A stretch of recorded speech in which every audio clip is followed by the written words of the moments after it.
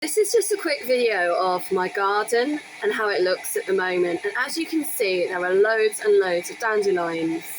Now one of the things I don't do now is actually cut my grass until after the dandelions have seeded.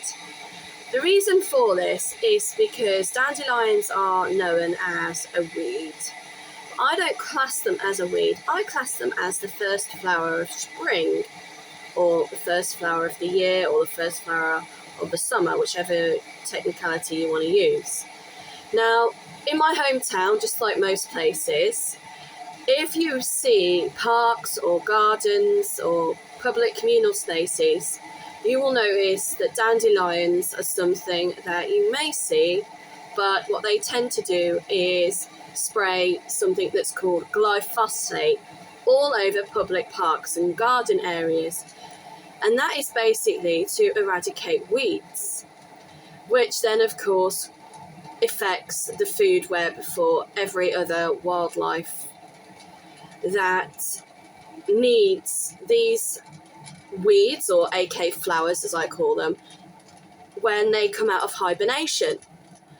So I personally do not get rid of them. What I will do though later on today with my little boy is we will carefully take all of the heads off the dandelions to stop the seeds from spreading further in the garden, and then what we'll do is we will go and release them somewhere like over the local park or something, in the hope that when they seed again, at least some of them will survive within the wild.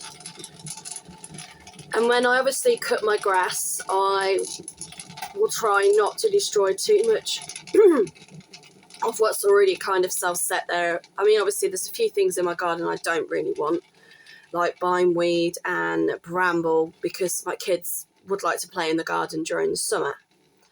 So what we do is we try to encourage these wild weeds, so to speak, to grow where my children don't play.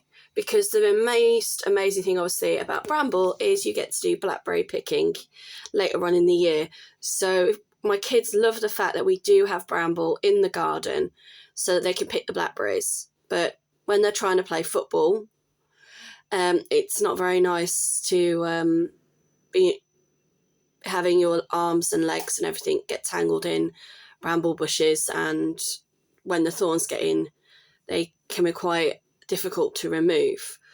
So there is a place in nature for humans and also for wildlife, and I think what we as a species need to do is to remember that and to be a little bit more appreciative.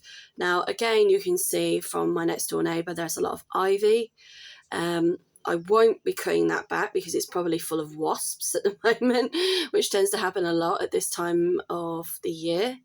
But what I do is in the winter, I tend to cut it back a little bit, or, you know, when I think it's safe to do so.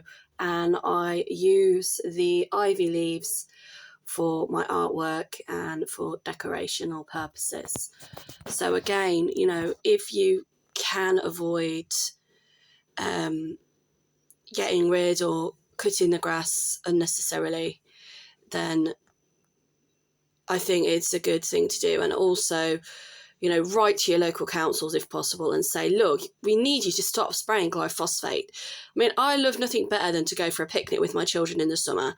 And yet the two things that obviously that cause issues for that are dog mess, because of people not picking up the dog dirt or picking up after their dogs, and obviously not knowing how much glyphosate has been sprayed on the grass that you're just about to sit on to have your picnic in the park.